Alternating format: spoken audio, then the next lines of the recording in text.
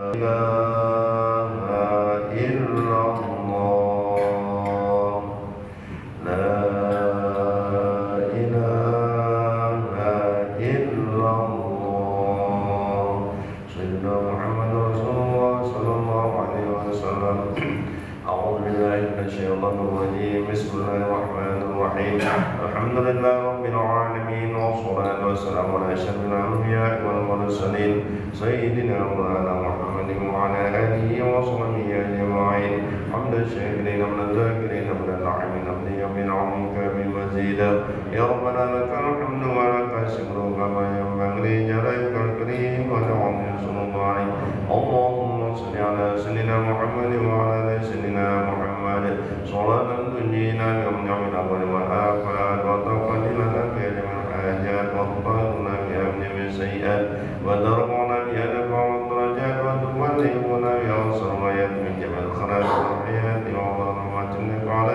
كل شيء قدير اللهم اغفر لنا ذنوبنا ولوالدينا وارحمهما كما ربيانا صغارا ولمن أحسن علينا ولجميع المؤمنين والمؤمنات والمسلمين والمسلمات الأحياء منهم والأموات وتابع علينا وبينهم بالخيرات ربي اغفر وارحم وأنت خير الراحمين لا حول ولا قوة إلا بالله العظيم اللهم ربنا تقبل منا تقبل وضوءنا وصلاتنا وصيامنا وقيامنا وركوعنا وسجودنا وقعودنا وخشعنا وتضرعنا وتعبدنا وثبت تقصيرنا يا الله يا أرحم الراحمين اللهم إنا نسألك العافية والعافية الدائمة في الدين والدنيا والآخرة اللهم إنا نسألك رضاك والجنة ونعوذ بك من سخطك والنار اللهم إنا نسألك سلامة في الدين وعافية في الجسد وزيادة في العلم وبركة في الرزق وتوبة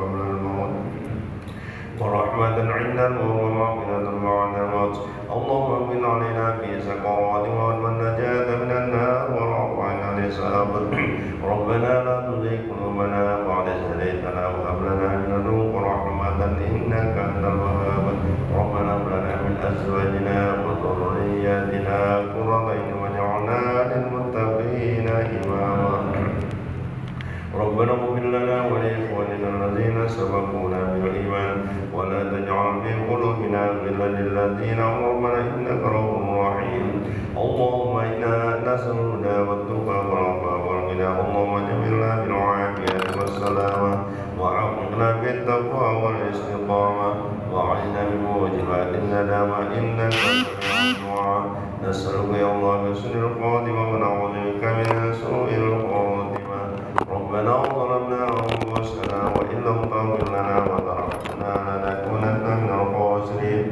اللهم بارك لنا في رجب وشعبان وبلغنا رمضان اللهم بارك لنا في رجب وشعبان وبلغنا رمضان اللهم بارك لنا في رجب وشعبان وبلغنا رمضان بالصيام وقيام وتلاوة القرآن برحمتك يا أرحم الراحمين ربنا آتنا في الدنيا حسنة وفي الآخرة حسنة وقنا عذاب النار وأدخلنا جنة الأبرار يا عزيز يا غفار يا رب العالمين وصلى الله على سيدنا محمد وعلى آله وصحبه أجمعين سبحان ربك رب العزة عما يصفون وسلام على المرسلين والحمد لله رب العالمين تقبل الله منكم منا ومنكم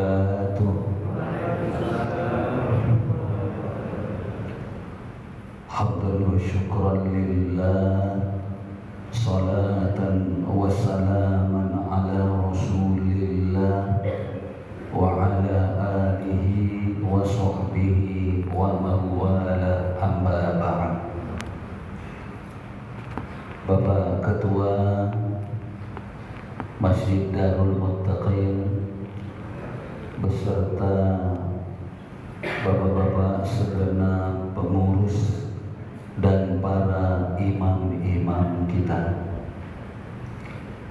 Begitu juga bapak-bapak, ibu-ibu, orang-orang tua kita, jamaah para pejuang-pejuang subuh, jamaah para pemakmur-pemakmur masjid, jamaah para pencinta majelis-majelis ilmu, wabil khusus para pencinta majelis kuliah subuh Masjid Darul Muttaqin. Hadirin dan hadirat yang dirahmati oleh Allah, insya Allah kita semua dirahmati Allah dunia dan akhirah. Alhamdulillah, kita sangat-sangat bersyukur kepada Allah Subhanahu wa Ta'ala. Pada subuh yang berbahagia ini, Allah kembali mempertemukan kita di tempat dan di majelis yang agung dan mulia ini, di tempat yang baik-baik dan terbaik ini, di rumah Allah, di masjid dan di majelis ilmu pula. Dan kita juga bersyukur kepada Allah bahwa pada subuh hari ini kita dipertemukan kembali dalam keadaan sehat walafiat pula. Kemudian salawat dan salam, keharibaan dan kepangkuan baginda Rasulullah Muhammad sallallahu alaihi wasallam. Allahumma salli ala sayyidina Muhammad, Allahumma salli wa sallim wa barik alaihi wa ala alihi wa sahbihi. Bapak dan Ibu jamaah yang dirahmati oleh Allah Subhanahu wa Ta'ala, pada subuh hari ini kita akan melanjutkan mengaji dan memahami kandungan dan isi dari kitab Al-Hikam, kitab yang ditulis oleh Al-Imam Ibnu Athaillah As-Sakandari. Dan pada subuh hari ini kita akan memahamkan hikmah yang ke-50 dari kitab Al-Hikam. Setelah pada pertemuan terdahulu kita memahamkan hikmah yang ke-49, yaitu tentang bagaimana berbaik sangka dengan Allah. Kita diberikan tuntunan yang lalu, paling tidak ada 2 langkah bagaimana kita bisa senantiasa berbaik sangka dengan Allah. Bahkan ketika apa yang Allah takdirkan untuk kita, sesuatu yang tidak mengenakkan bagi kita, tapi kita tetap punya baik sangka kepada Allah. Ketika Allah bahkan mentakdirkan sesuatu yang memalukan, sesuatu yang memalukan mungkin bagi kita, tapi kita tetap bisa berbaik sangka dengan Allah Subhanahu wa Ta'ala. Kalau takdir yang baik, berbaik sangka, siapapun bisa. Tapi ketika takdir yang tidak cocok sama kita, takdir yang tidak pas sama kita, takdir yang tidak nyaman bagi kita, bahkan tadi takdir mungkin yang memalukan bagi kita, tapi kita tetap bisa dan pandai bagaimana caranya berbaik sangka dengan Allah Subhanahu wa Ta'ala. Insya Allah ini sama kita pahami, kita mengerti, dan kita yakini, serta kita bisa menjadikannya menjadi sifat bagi kita, menjadi karakter bagi kita. Karena ilmu yang sudah diketahui, ilmu yang sudah dimengerti, dipahami, tapi kalau tidak diyakini, apalagi kalau tidak menjadi karakter kita, menjadi sifat kita, maka ilmu itu sesungguhnya termasuk ilmu yang tidak bermanfaat. Banyak orang punya ilmu, mengetahui, tapi tidak sampai kepada tingkat paham. Ada yang sampai pada tingkat paham, tapi tidak sampai pada tingkat yakin. Ada orang yang sudah sampai bahkan ke tingkat yakin, tapi tidak menjadi kepribadian, tidak menjadi karakternya, tidak nampak dalam sikapnya. Padahal puncak dari ilmu itu tadi adalah melahirkan sikap bagi kita, melahirkan karakter bagi kita, dan menjadikan kita menjadi yang seperti itu. Jadi kalau sekedar mengetahui, nah kita nampak tadi berapa tingkat lagi sebetulnya. Ada orang kan kadang-kadang belajar ilmu supaya tahu, padahal supaya tahu tadi tingkatannya masih tingkatan yang rendah. Dia bukan sekedar tahu, tapi kalau bisa dia paham, mengerti. Dia bukan sekedar paham dan mengerti, tapi dia yakin dengan ilmu itu. Bahkan bukan sekedar yakin saja yang dia capai, tapi tadi yang dia ketahui itu menjadi karakter bagi dia, menjadi sifat bagi dia, bahkan cenderung itulah kepribadian dia, itulah akhlak dia. Makanya selalu dikatakan ilmu itu lebih rendah dari akhlak. Akhlak itu lebih tinggi dari ilmu. Bahkan tadi kita lihat tuh sampai 3 tingkat itu yang harus dicapai. Sampai dia kepada akhlak, karakter, sifat, kepribadian. Bukan sekedar tadi tahu, punya ilmu, lalu tapi tidak sampai mengerti, paham, tidak sampai kepada yakin, bahkan lagi tidak menjadi karakternya, tidak menjadi perbuatannya, dan tidak menjadi sifatnya. Maka dari itu, ini yang lalu insya Allah ya kita pahami dengan baik bagaimana kita harus berbaik sangka dengan Allah.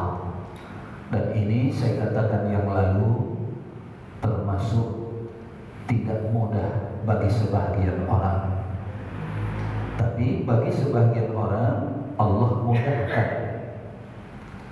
Bagi sebagian memang berat, tapi itu pun bagi yang berat itu bukan tidak mungkin, asal dia mau ya sungguh-sungguh. Wajahadu fina lanahdiyannahum subulana, kata Allah. Kalau sungguh-sungguh Allah akan bukakan jalannya.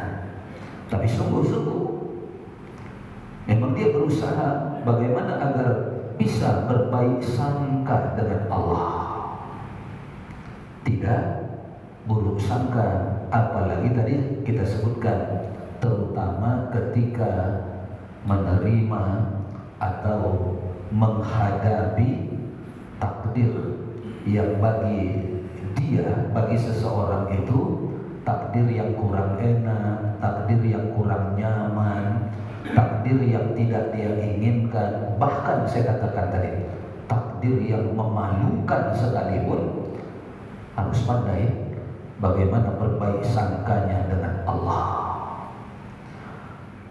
Subuh hari ini kita akan lanjutkan hikmah yang ke-50.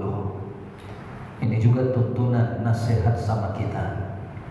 Pada hikmah yang ke-50, Imam Ibnu Athaillah menyebutkan, al-ajabu kullul ajabi mimman yahrubu mimman la infikaka lahu anhu wa yaqlubu ma la baqa'a ma'ahu. Qala Allah Ta'ala, fa innaha la ta'mal absar walakin ta'mal qulub allati fis sudur. surah Al-Hajj ayat 46. Kata Imam Ibnu Athaillah dalam pengantar ayat tadi, al-ajabu, ajib kata orang. Saya tengok tuh di stiker WA itu ada dibuat orang, ajib kata dia. Al-ajab, ajib artinya ajaib, aneh. Kullul ajab, semuanya aneh, semuanya ajaib. Ajaib, semuanya ajaib. Dalam bahasa sederhana kita selalu disebut dengan aneh bin ajaib. Sudah aneh, pakai bin lagi ya, ajaib. Ada yang bilang, oh itu laki-laki Ustaz. Enggak, aneh binti ajaib. Berarti laki-laki dan perempuan punya sikap aneh. Bahkan bukan sekedar aneh dari, tapi kullul ajaib, bin ajaib, bin aneh. Kalimatnya pakai jim, ajab, ajabu, ajabi. Bukan pakai dal. Kalau pakai dal, adab, itu artinya siksa, adab. Ini pakai jim. Al-ajabu kullul ajab. Kita artikan dengan ringkas tadi, aneh bin ajaib. Siapa yang aneh bin ajaib yang dimaksud itu? Mimman yahrubu, mimman la infikaka lahu anhu. Yang aneh bin ajaib itu adalah orang yang berusaha menghindar. Ini pelan-pelan nih, supaya masuknya ke qalbi kita pun pelan-pelan, masuk ke hati kita, masuk dalam pencernaan pikiran kita pun pelan-pelan. Siapa yang dimaksud dengan orang yang bersikap aneh bin ajaib itu? Mimman yahrub, yaitu orang-orang yang menghindar. Menghindar dari apa?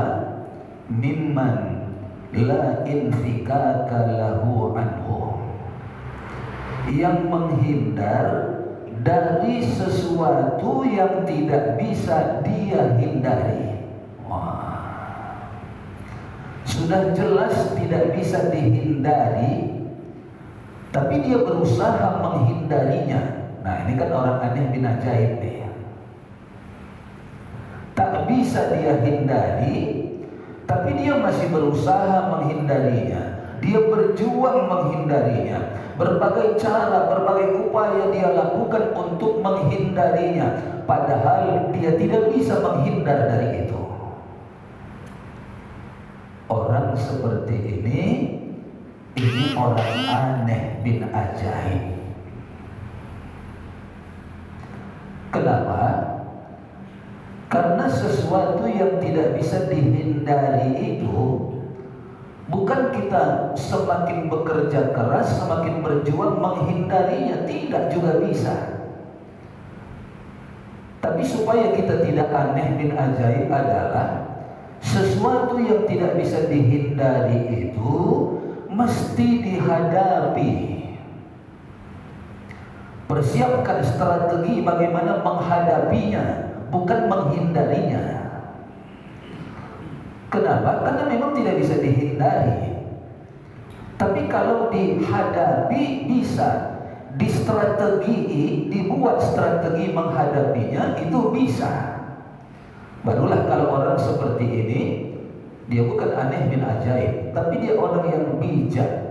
Dialah yang tadi, yang al-hakim, yang al-hikam, itu dialah bijak dia. Karena dia tahu ini tidak bisa dihindari, maka harus dihadapi. Ya diciptakanlah, dibuat, dicari. bagaimana cara menghindarinya. Nah, maka dari itu, apa yang tidak bisa dihindari, tapi justru ada sebagian orang berusaha menghindarinya. Yang pertama,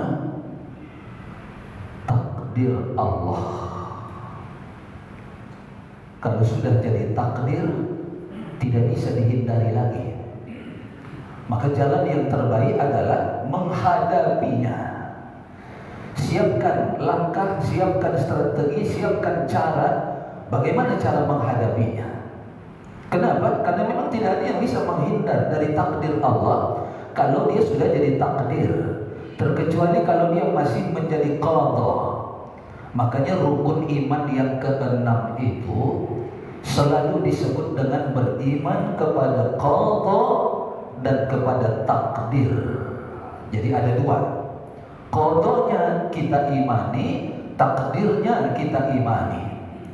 Dan kita juga mengimani qadha masih bisa dirubah sebelum menjadi takdir. Dengan apa merubahnya? Ketajaman doa, kehebatan doa, kekuatan doa masih bisa dirubah.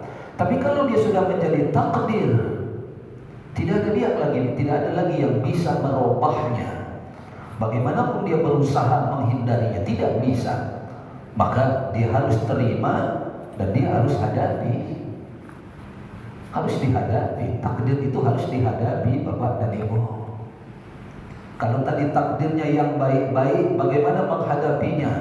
Bersyukur kepada Allah. Kalau takdirnya kurang baik, takdirnya kurang enak, bahkan tadi kita sebutkan kalau takdirnya yang memalukan, maka cara menghadapinya sabar. Bagaimana Ustaz supaya kita bisa sabar? Ditanya orang lagi. Bagaimana supaya kita sabar? Ada juga langkahnya.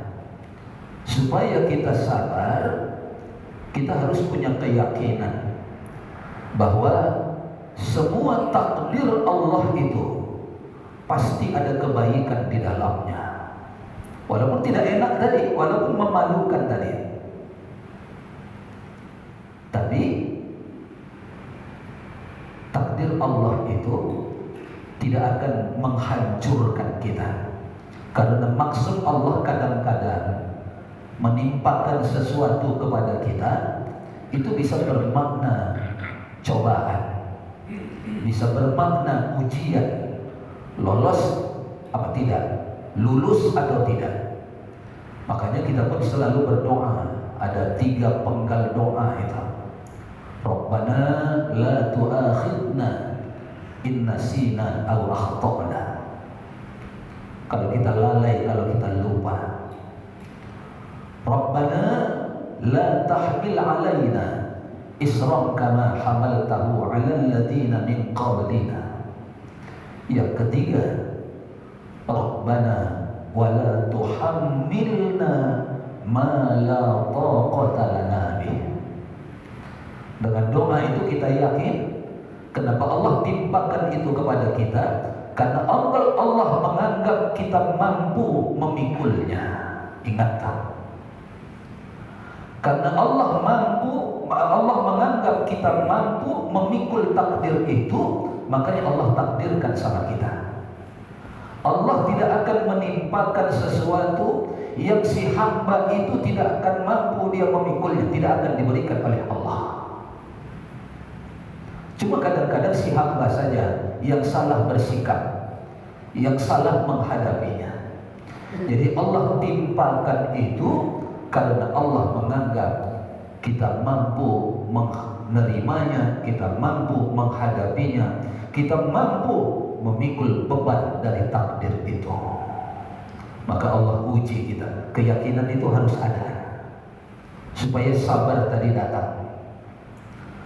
Kemudian berikutnya kita harus berkeyakinan Allah pasti punya tujuan menimpakan itu kepada kita. Bisa jadi agar kita sadar. Kalau sudah sadar akan semakin sadar. Mungkin selama ini lengah, mungkin selama ini lalai, mungkin selama ini lupa.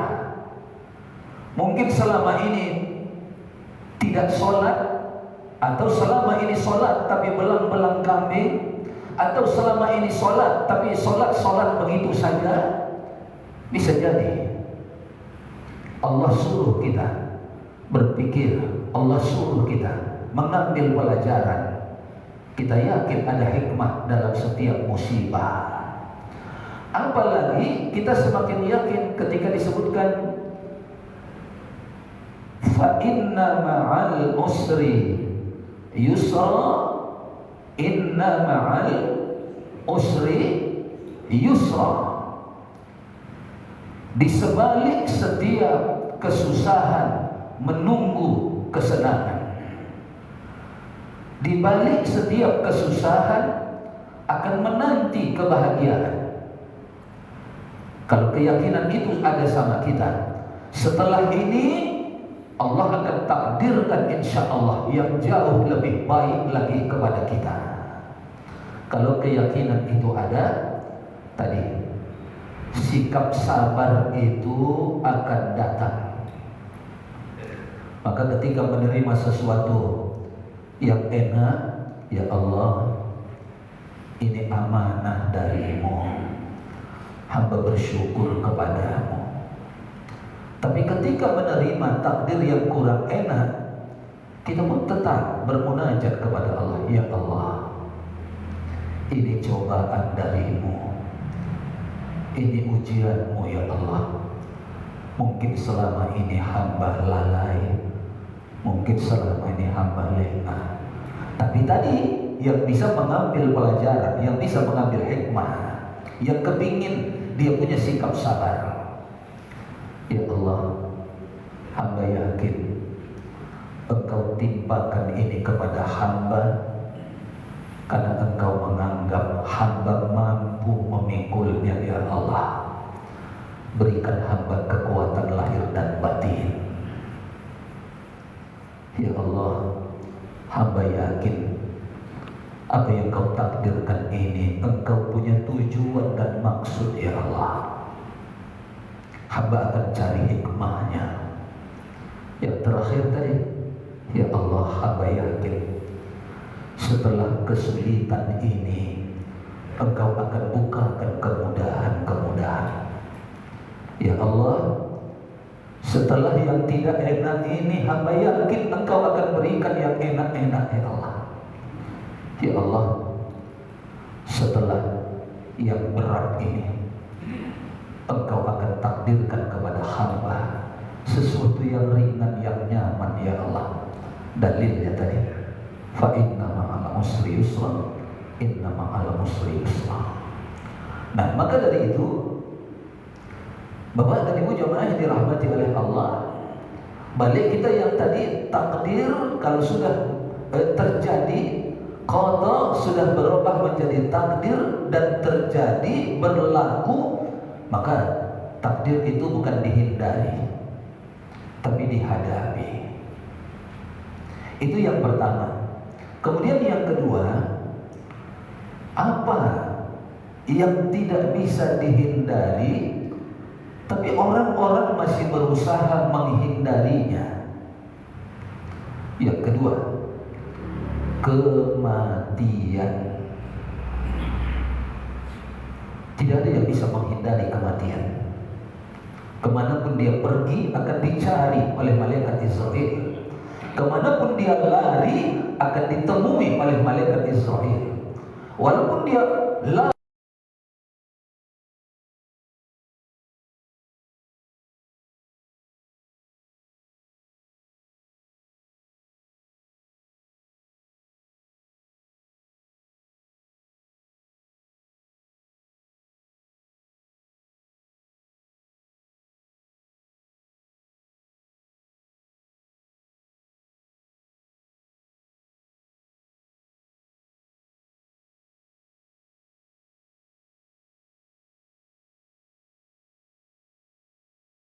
nyawanya,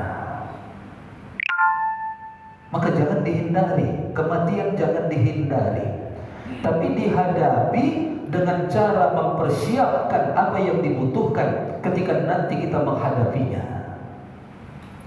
Doa saja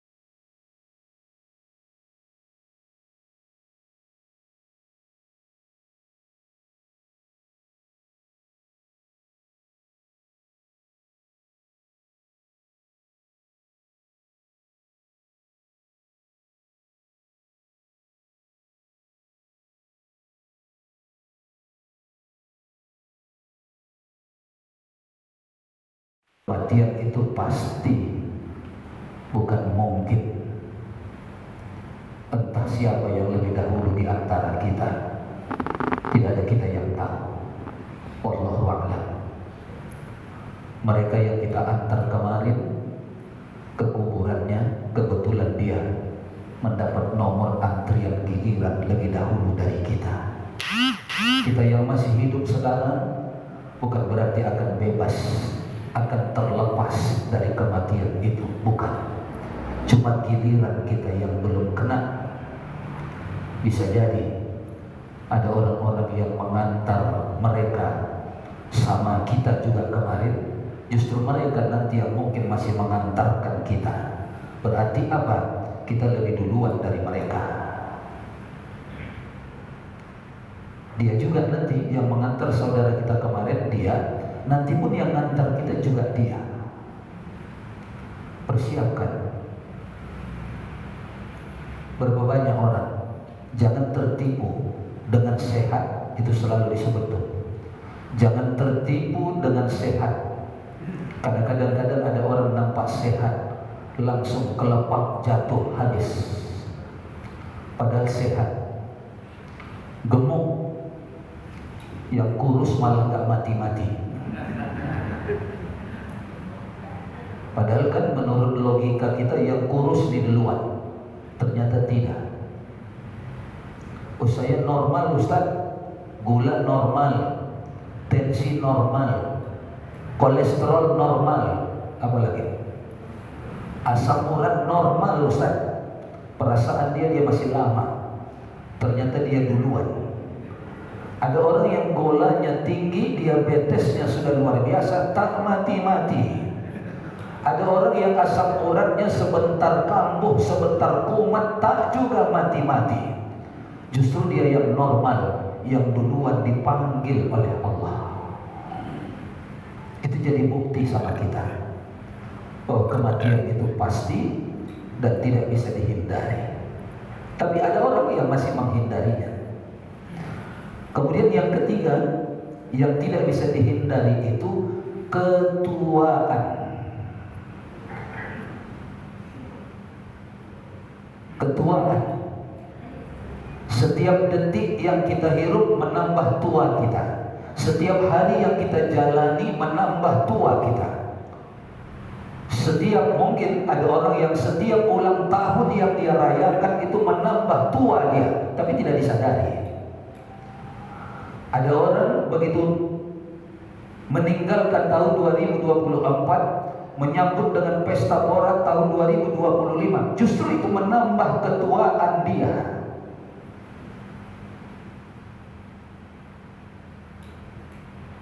Jangan nunggu tahun depan lah, itu kepingin cepat tua namanya, Pak.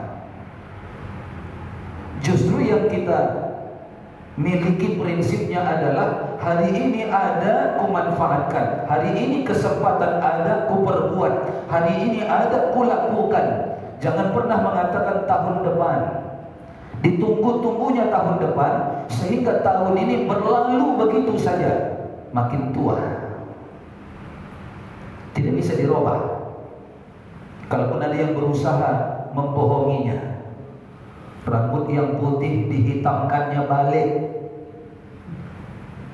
itu kebohongan, makanya diharamkan. Oh, ini bukan pakai cat Ustaz, bukan pakai semir, tapi pakai sampo, sama. Bendanya saja, alatnya yang beda, tujuannya sama, menipu ketuaan. Maka tetap haram. Walaupun sampo namanya, walaupun sabun bisa bikin hitam. Saya takut nanti orang ciptakan seperti parfum minyak wangi saja, hitam dia tiba-tiba. Bukan tidak mungkin. Mungkin suatu saat. Buktikan omongan saya ini, Pak. Suatu saat. Nah, maka dari itu, ketuaan bukan dihindari, tapi dihadapi. Tidak ada yang bisa menghindar dari ketuaan, walaupun ada yang berusaha itu. Ada saya lihat itu pelawak perempuan, Poati. Sekarang justru mukanya hancur lebur saya lihat. Pewot sana, pewot sini, miring sana, miring sini. Hasil operasi karena takut tua ketika itu. Coba tengok itu rahang si Deddy Corbuzier. Kalau dulu rahangnya masih bagus, badannya kekar, tapi mungkin berasa dia kurang bagus. Masuk pabrik diolah. Sekarang udah kayak orang gondokan sudah. Menghindari ketuaan. Tua tidak bisa dihindari, tapi dihadapi. Ada orang menutupi ketuaannya, tak mau ke masjid, sehari-hari justru ke warung kopi.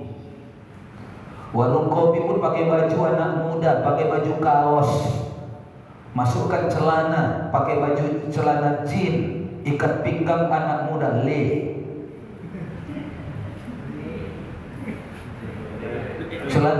celana jin,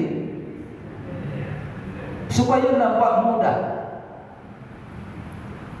Kacamata pun tak mau kacamata yang sudah, padahal matanya sudah 300 minnya, tapi masih pakai kacamata hitam juga dia. Awas, ada orang yang begitu, Pak, mau menutupi ketuaannya, padahal ketuaan itu sesuatu yang tidak bisa dihindari. Maka orang-orang yang seperti ini itulah yang disebut tadi al-ajabu kullul ajab. Orang ini orang-orang aneh bin ajaib. Kenapa? Karena mereka berusaha menghindari sesuatu yang tidak bisa mereka hindari.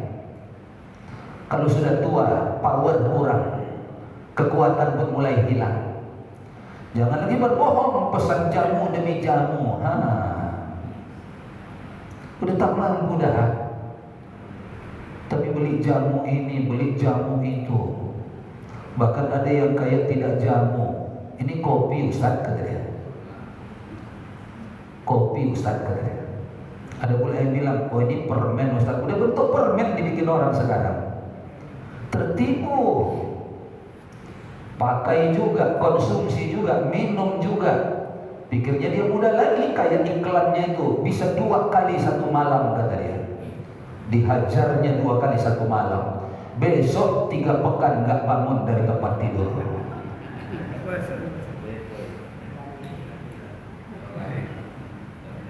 Paham ya Bapak dan Ibu?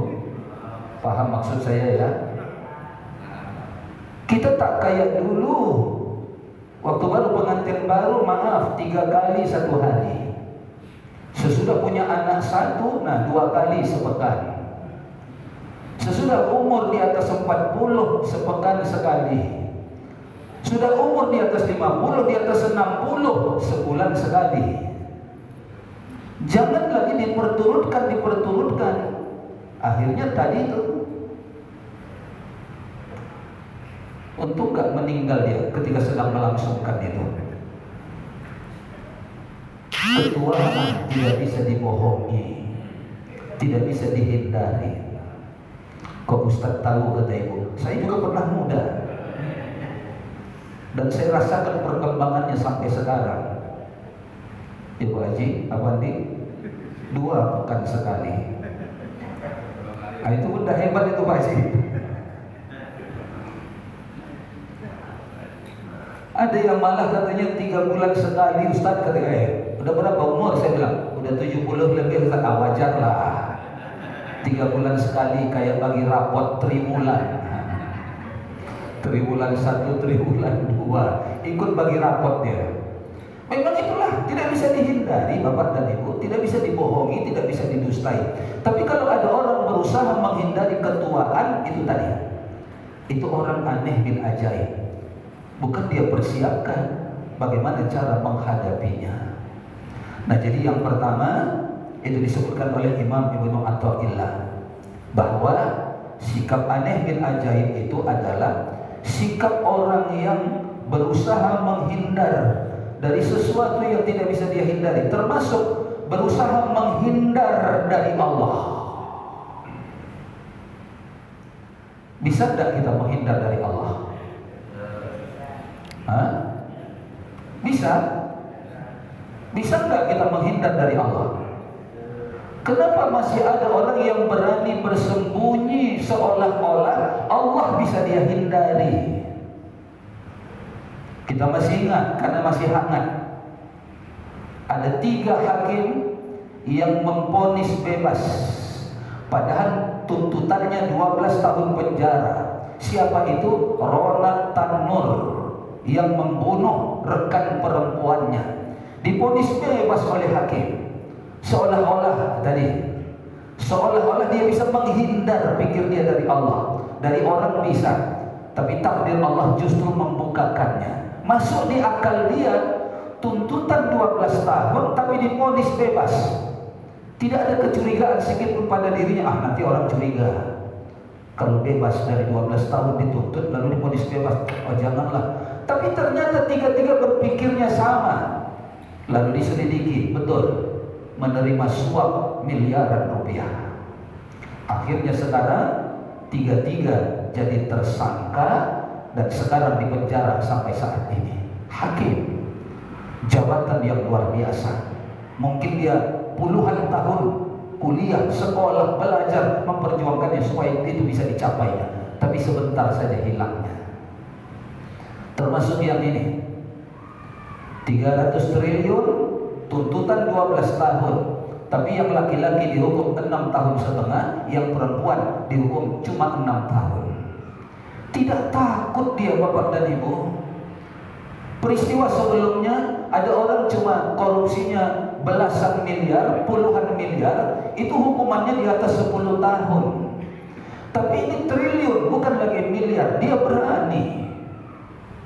Seolah-olah tadi dia bisa menghindar, pikir dia. Luar biasa. Sampai ada orang yang bilang, saya rela dihukum 10 tahun tapi kasih saya 1 miliar, kata dia. Ada orang yang begitu Pak. Rela dia dihukum Pak, karena susahnya rasanya cari duit. Ada mungkin di atasnya sedikit, aku rela dihukum 10 tahun, beri aku 1 triliun. Ini 300-an triliun, semuanya terbukti, semuanya disita, hanya dengan alasan berkelakuan baik. Saya bilang mana ada terdakwa yang tidak berkelakuan baik. Semua pasti sopan-sopan. Penjahat pun kalau sudah disidang pakai peci. Perempuan nakal pun kalau sudah di depan persidangan, jangankan depan persidangan, masih konferensi pers di kepolisian sudah pakai songkok, pakai jilbab, pakai segala macam. Berkelakuan baik, kata hakim pertimbangannya. Dan tahankanlah. Akhirnya Kejaksaan Agung banding. Komisi Yudisial turun tangan. Presiden Prabowo mengatakan ini layak dihukum 50 tahun. Kita tengok di perkembangannya nanti. Nangis kata orang. Iya, akhirnya kan si artis itu bilang sama suaminya, ya nggak apa-apa ya, 6,5 tahun. Yang penting triliunan masih ada sama kita, nggak apa-apa lah 6 tahun setengah. Nanti kan setiap tahun ada remisi, kurang 1 bulan selama 6 tahun. Berkurangnya sudah setengah tahun. Nanti baru 50% hukuman dijalani, kita ajukan bebas bersyarat. Kan banyak tuh yang bebas bersyarat tuh baru setengah perjalanan bebas bersyarat. Kayak istri si Ferdi Sambo, baru setengah perjalanan dia jalani hukumannya, bebas. Mereka menganggap mereka bisa menghindar dari Allah. Tidak. Maka ini juga sama kita nih. Jangan menghindar dari Allah. Jangan merasa Allah tidak tahu, Allah tidak lihat, Allah tidak nampak, Allah tidak ngerti, Allah tidak paham, Allah tidur, Allah lalai, Allah lupa. Rusak. Maka dari itu termasuk itu tidak bisa dihindari. Jadi kita jangan bersikap aneh bin ajaib. Baru kemudian yang kedua disebutkan oleh Imam Ibnu Athaillah.